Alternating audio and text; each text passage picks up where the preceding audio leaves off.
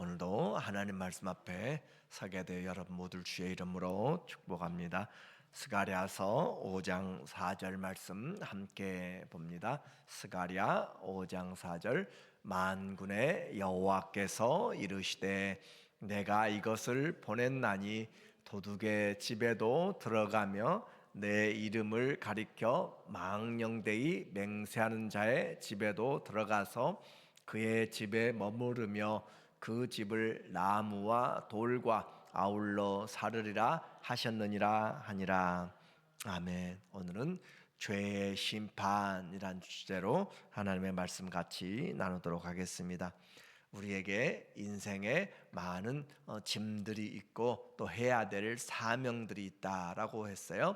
그 사명들 우리의 힘과 능력이 붙이고 정말 답답하고 힘들 때 사람의 힘과 능으로 되지 않고 여호와의 신으로 된다라고 그렇게 말씀합니다. 그러므로 우리의 삶에서 하나님을 의뢰하는 것은 우리에게 큰 힘이 되고 하나님이 그 약속을 반드시 이루신다라고 하는 것이 우리에게 큰 능력이 돼요. 그래서 하나님은 우리의 앞에 놓여진 골리앗 같은 그런 큰 문제들, 홍해 같은 문제들, 그리고 큰 산 같은 문제들이 주님 안에서 평지가 되도록 곧 문들을 열어가시며 일을 행하신 하나님, 약속한 일을 반드시 성취하시는 하나님을 믿는 그 믿음으로 살아가도록 그렇게 격려하면서 이 스룹바벨과 또 여호수아의 대제사장 여호수아에게 성전의 건축을 계속적으로 격려하고 백성들에게 하나님이 힘이 된다라고 그렇게 말씀을 하고 계세요.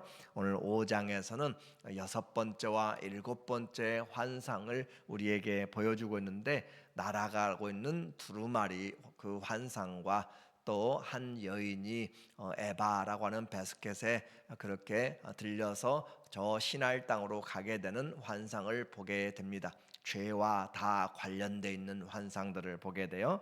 그래서 먼저 날아가는 환상을 보니까 우리에게 2절에 말하기를 그가 내게 묻되 네가 무엇을 보느냐 하기로 내가 대답하되 날아가는 두루마리를 보나이다. 그 길이가 20규빗이요 너비가 10규빗이니이다. 그래서 스가랴는 날아가는 큰 두루마리죠. 크기가 약 20규빗, 약 10m 정도 되는 것이고 또 넓이가 10규빗, 5m 정도 되는 그런 그 크기의 글이 써 있습니다. 두루마리라고 하는 것이죠.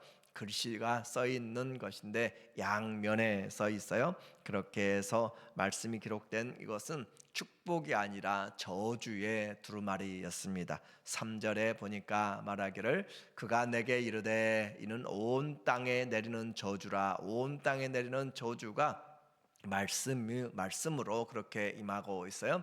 도둑질하는 자는 이쪽 글대로 끊어지고 맹세하는 자는 저쪽 글대로 끊어지리라 하니 이제 이 도둑질은 제8계명에 해당되는 것이고 맹세하는 것은 제3계명 여호와의 이름으로 함부로 맹세하지 말라라고 하는 그 메시지를 가지고 이야기하는데 만군의 여호와께서 이르시되 내가 이것을 보냈나니 도둑의 집에도 들어가며 내 이름을 망령되이 맹세하는 자의 집에도 들어가서 그의 집에 머무르며 그 집을 나무와 돌과 아울러 사르리라 하셨느니라 하니라. 그래서 이 두 계명은 대표적인 것으로 우리에게 말해주고 있어요. 그래서 우리에게 스룹바벨의 큰 산 성전의 건축 또 그들이 살아가는 것이 커다란 문제였다면 외적인 그런 공격과 외적인 문제였다면 이제는 내적인 문제에 대해서 이야기를 하고 있어요.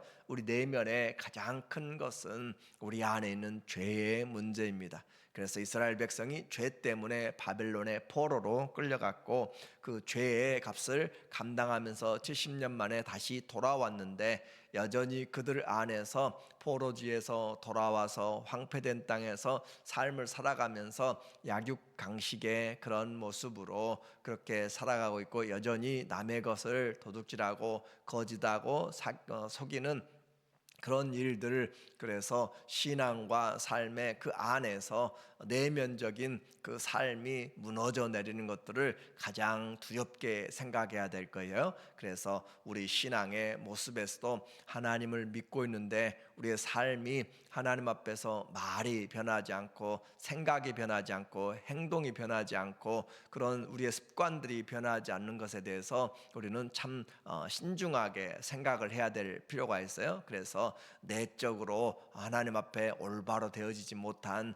성전들 주님이 다 가서 쫓아내시고 다 뒤집어 엎은 것처럼 우리 안에 다시금 이 스가랴를 통하여서 우리 안에서 하나님의 자녀들이라고 하지만은 말씀을 제대로 지키지 못하는 자들에게 그 두루마리, 날아가는 두루마리가 죄를 짓는 자들에게 향하여 그들을 심판하고 있다라고 하는 것이고, 또 그 집에 머무르며 그걸 뿌리 뽑기까지, 그리고 그 집을 나무와 돌과 아울러 사르리라.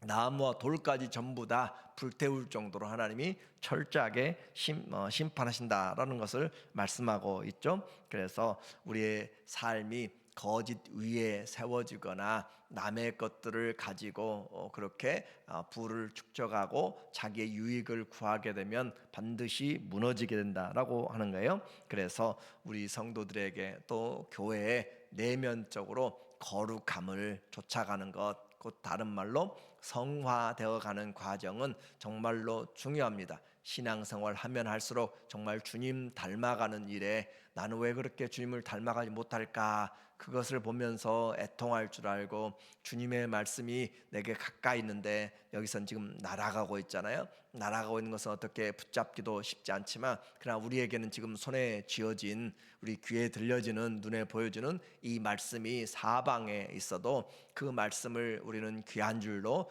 여기지를 못하고 그 말씀을 우리는 생명으로 잘 누리지를 못해요. 그래서 이 주의 말씀이 거룩한 말씀과 화목함, 거룩함과 화목함이 없이는 주를 보지 못하리라. 히브리서에서 우리에게 이야기한 것처럼 하나님 앞에 우리의 신앙의 모습들을 잘 세워나가는 내면이 든든한가라고 하는 거예요. 내면이 무너지면 밖에 아무리 잘 쌓아놓고 뭘 해도 다 무너집니다. 내 안에서 올바로 서지 못하면 모든 것이 와도 다 필요 없고 백약도 무효하다 할 정도로 우리의 마음이 무너지면 아무것도 할 수 없어요. 근데 그 마음의 가장 무서운 것이 바로 죄입니다. 죄에서부터 나오는 것은 하나님과의 단절이고, 그러므로 죄를 이기는 것, 그리스도의 보혈의 피밖에 없는 것이고, 그 피를 의지하여서 주님 앞에 우리의 삶을 하나하나씩 잘 돌아볼 수 있는 것, 그것이 애통하며 하나님 앞에 자기 자신을 낮추는 것이죠. 죄가 죄를 찾아냅니다. 그리고 그 죄를 하나님의 말씀이 심판하는데, 하나님의 말씀 우리에게 거울로 보여지고, 그리고 그의 말씀이 살았고 운동력이 있어서 좌우에 날이 선 어떤 예리한 검보다도 예리하여서 우리의 혼과 영과 관절과 골수를 찔러 쪼개고 또 우리의 생각을, 판단들을 다 드러낸다라고 하는 것처럼, 하나님의 말씀이 우리를 잘 드러내서 말씀의 거울 앞에 자기를 잘 볼 줄 아는 사람, 그 사람이 하나님을 사랑하는 자고 주님 닮아가는 자예요. 이와 같이 하나님의 그 성령의 검 말씀 앞에서 자기 자신을 잘 살피는 사람, 그리고 이제 이 날아가는 환상이 끝나고 일곱 번째로 우리에게 다가오는 에바 속에 여인이 있습니다. 그 8절에 7절에 보니까 이 에바 가운데 스가랴에게 또다시 말해요. 네가 무엇을 보느냐라고 그렇게 하면서 돌려서 보니까 이 에바 가운데는 한 여인이 앉았느니라. 큰 에바를 보았어요. 그때 둥근 납 한 조각이 들리더라. 자, 에바라고 하는 것은 헤브리어는 에파라고 하는 것인데, 그 곡물 같은 것을 재는 그런 단위의 부피를 가지고 있는 거예요. 그러니까 항아리 정도 되는 것인데, 그 에바 바스켓에 한 여인이 있다. 이 크기는 약 22리터, 약 5.8 갤런이 들어갈 수 있는 사이즈예요. 그런데 그곳에 한 여인이 있다. 에바 가운데 그 항아리 속에, 그 바스켓 속에 한 여인이 있다. 그리고 그때 둥근 한 납조각이 들리는데 그가 이르되 이는 악이라 하고, 그래서 이는 악이라라고 그렇게 이야기하는 이 그리고 하고 이 그 여인을 에바 속으로 던져 놓고 납조각을 에바 아기 위에 던져 덮더라라고 해서, 이 스가랴가 보고 있는 환상은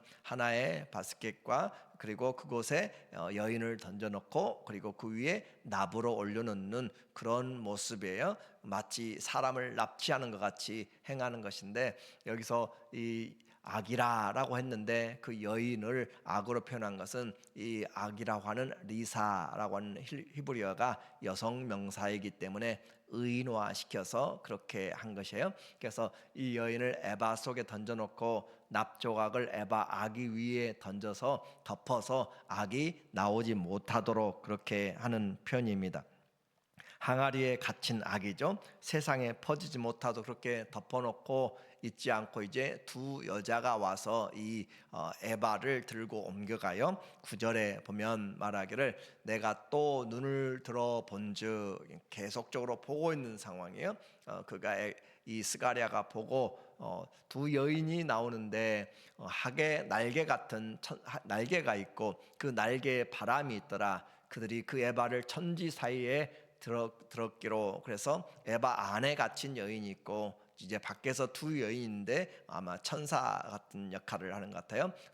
이 여인이 하게 날개 같은 그런 날개를 가지고 그 에바를 들어서 옮겨갑니다.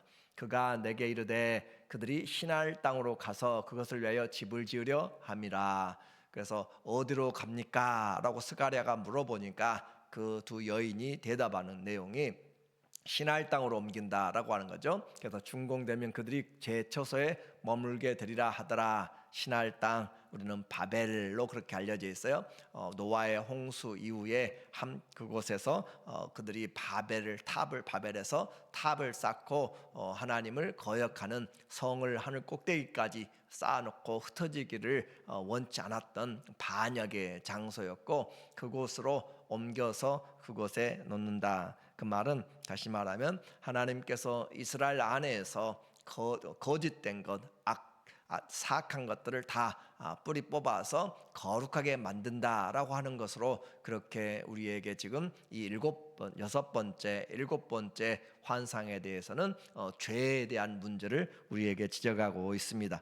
하나님의 나라, 우리에게 그냥 믿음으로 가는데 그 믿음이 행함이 있는 믿음이다라고 그렇게 이야기하고, 내 삶을 돌아보지 아니하면 요한계시록 22장 14, 15절에서도 하나님 나라의 개들과 술객들과 우상 숭배자들과 도둑과 또 거짓말하고 내세우는 사람들, 여러 가지 행위들을 이야기를 하고 있어요. 그러므로 끝까지 우리의 삶에 대하여서 자기 자신을 돌아보도록, 그러므로 주여 주여 하는 자가 다 천국 가는 것이 아니라 하나님의 말씀을 행하는 자로, 주의 법이죠. 하나님의 말씀대로 뜻대로 행하는 자가 들어가리라 라고 하는 것처럼, 우리에게는 이 하나님의 말씀의 구원이 이루어진 것과 또 이루고 있는 것과 또 하나님께서 이루실 것들에 대한 그런 우리의 삶에 대한 그런 경각심을 갖도록 그렇게 하고 있어요.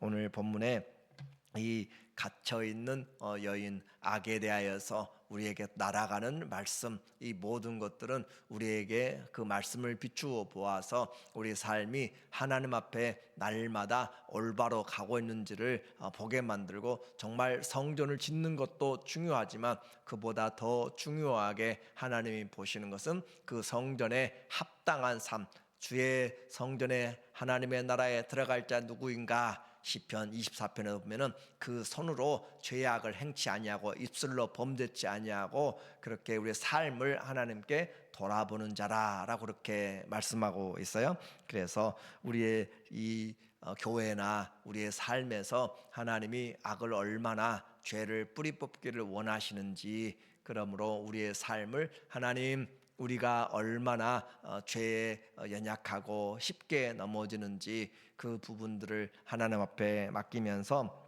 주님, 거룩함과 화평함을 피는 주를 보지 못하는 주의 말씀으로 커다란 산 외적인 것도 문제이지만 하나님 우리의 중심을 살피셔서 그 마음이 어떠한지 다윗을 보니까 내 마음에 합한 자라라고 하는 것처럼 큰 일을 했다고 하나님이 우리를 칭찬하는 것이 아니에요. 하나님이 우리에게 보는 것은 어떤 성과 위주의 삶이 아니고 적은 능력을 가지고도 빌라델비아 교회처럼 적은 능력을 가지고도 배반하지 아니함으로 하나님께서 그들 주의 이름을 지킴으로 하나님 나라의 영원한 그 나라의 성전의 기둥이 되게 하고 그곳에 하나님의 이름을 또 새 예루살렘 이름 예수 그리스도의 이름을 그들의 이마에 새겨 놓는 것처럼 오늘 우리에게 삶의 원칙입니다. 내 힘으로 되지 않고 주의 성령으로 되는 것이고 내 능력으로 되지 않고 내 인격으로가 아니라 주님이 이미 시작하셔서 우리에게 주신 그 생명을 바꾸신 그 주님이 십자가에서 내가 죽고 주님이 살면 나는 날마다 죽노라.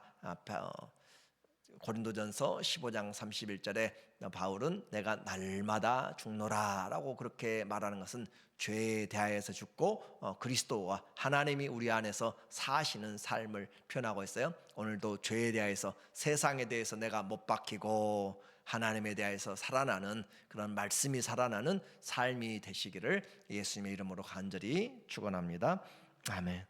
하나님 아버지, 주님이 이 믿음의 길을 시작하여 주셨사오니 끝까지 성화되게 하여 주시고 또 끝까지 정결케 하여 주셔서 주님 닮아가는 우리의 삶이 되도록 인도하여 주시옵소서. 예수님의 이름으로 기도합니다. 아멘.